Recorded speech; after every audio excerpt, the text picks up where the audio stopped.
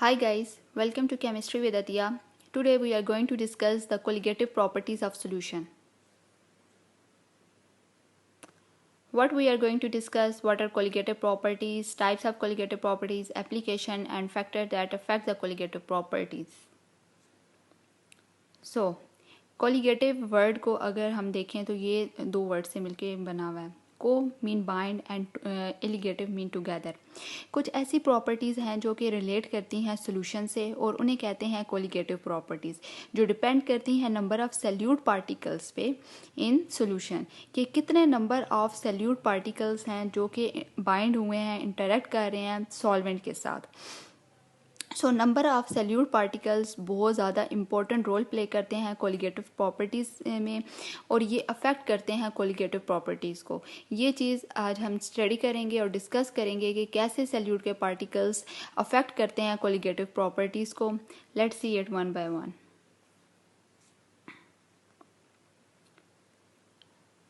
So first one is lowering of vapor pressure. Lowering of vapor pressure, how solute particle lower the vapor pressure.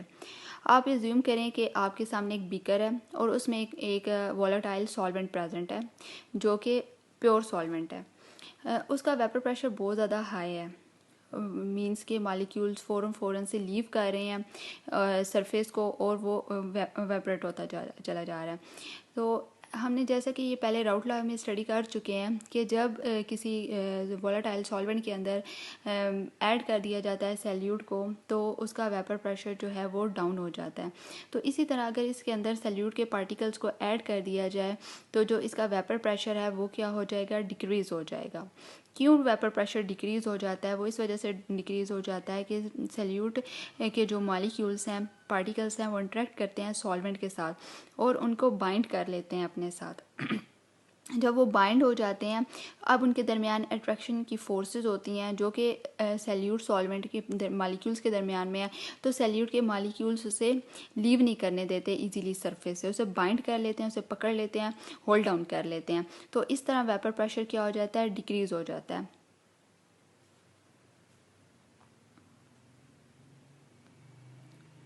Next is elevation of boiling point. Elevation mean बढ़ना, increase होना. ये चीज़ हमने study कर ली कि solvent जो है उसका vapour pressure जो है बहुत ज़्यादा है. अगर उसके अंदर सैल्यूट को ऐड कर दिया जाए तो वेपर प्रेशर डाउन हो जाएगा. ओके, वेपर प्रेशर डाउन हो गया, लेकिन अब उस वेपर प्रेशर का क्या अफेक्ट है बॉइलिंग पॉइंट के ऊपर? ऑब्वियसली वो उसके बॉइलिंग पॉइंट को भी अफेक्ट करेगा. तो राइट साइड पे आपको एक ग्राफ नज़र आ रहा है, जो ग्राफ प्लॉट किया गया है between temperature and vapour pressure. बिल्कुल स्ट्रेट लाइन ग्राफ में आपको एक नज़र आ रही है जो कि पैरेलल टू है टेम्परेचर एक्सेस के. ये जो लाइन है ये रिप्रेजेंट कर रही है एटमॉस्फेरिक प्रेशर को. एटमॉस्फेरिक प्रेशर को यहाँ पे क्यों मेंशन किया गया है? क्योंकि आपको पता है कि बॉइलिंग पॉइंट क्या होता है. बॉइलिंग पॉइंट वो टेम्परेचर होता है जिस पे वेपर प्रेशर इक्वल हो जाता है एटमॉस्फेरिक प्रेशर के. सो जो प्योर सॉल्वेंट है, कर्व ए को अगर आप देखें तो उसमें प्योर सॉल्वेंट का वो कर्व है.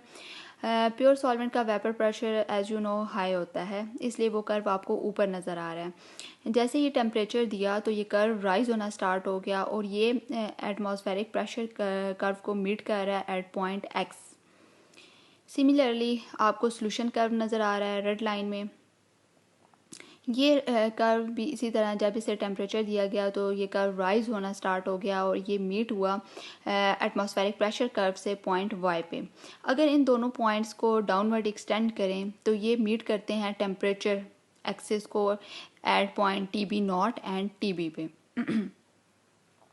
तो ये बेसिकली क्या बता रहा है ये कर्व? इट्स मीन कि जब आप सैल्यूट पार्टिकल्स को ऐड किया जाता है किसी भी सॉल्यूशन के अंदर तो बॉइलिंग पॉइंट सॉल्यूशन का इंक्रीज़ कर जाता है, जो कि हमने ग्राफ के थ्रू भी देख लिया.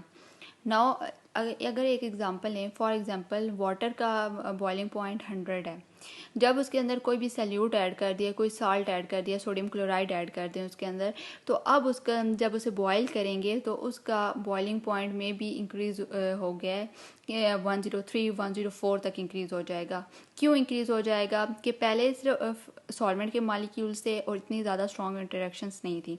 जब सल्यूट्स को ऐड किया तो सल्यूट ने क्या किया कि स्ट्रॉन्ग इंटरेक्शन हो गई सल्यूट और सॉल्वेंट के मालिक्यूल्स के दरमियान।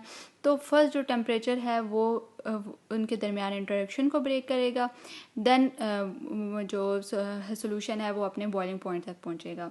सो सल्यूट के एडिशन के साथ बॉइलिंग पॉइंट एलिवेट कर जाते हैं, इंक्रीज कर जाते हैं।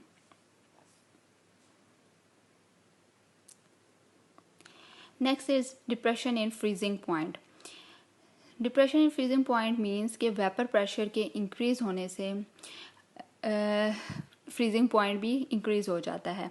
जब जब सोल्यूशन के अंदर सल्यूट को ऐड कर दिया जाता है तो वेपर प्रेशर डिक्रीज़ होता है, जिसकी वजह से जो फ्रीजिंग पॉइंट है वो भी डिक्रीज़ करेगा। जैसा कि ग्राफ में आपको नज़र आ रहा है, जो प्योर सॉल्वेंट्स हैं, प्योर सॉल्वेंट का फ्रीजिंग पॉइंट हायर है एज़ कम्पेयर टू सोल्यूशन का फ्रीजिंग पॉइंट देखें तो वो डिक्रीज़ कर गया। वेपर प्रेशर के डिक्रीज़ होने से फ्रीजिंग पॉइंट भी डिक्रीज़ हो जाते हैं। Colligative properties play a very crucial role in our daily life. It is used for the preservation of food. It is also used in the icy road. Addition of salt to the water lowers freezing point, which prevent the formation of ice on the road surfaces. That's all about today's video lecture. आज की इस video lecture में हमने पढ़ा कि colligative properties क्या होती हैं और किस तरह ये फैक्टर, कौन सा ऐसा फैक्टर है कि जो इसको अफेक्ट करता है। अगर सल्यूट सॉल्वेंट के इंटरेक्शन स्ट्रॉन्ग हो जाए तो कोलिगेटिव प्रॉपर्टीज़ पे क्या अफेक्ट पड़ता है। उसके बाद हमने इसकी एप्लीकेशंस को देखा। आई होप आज की वीडियो आपको पसंद आई होगी। मिलते हैं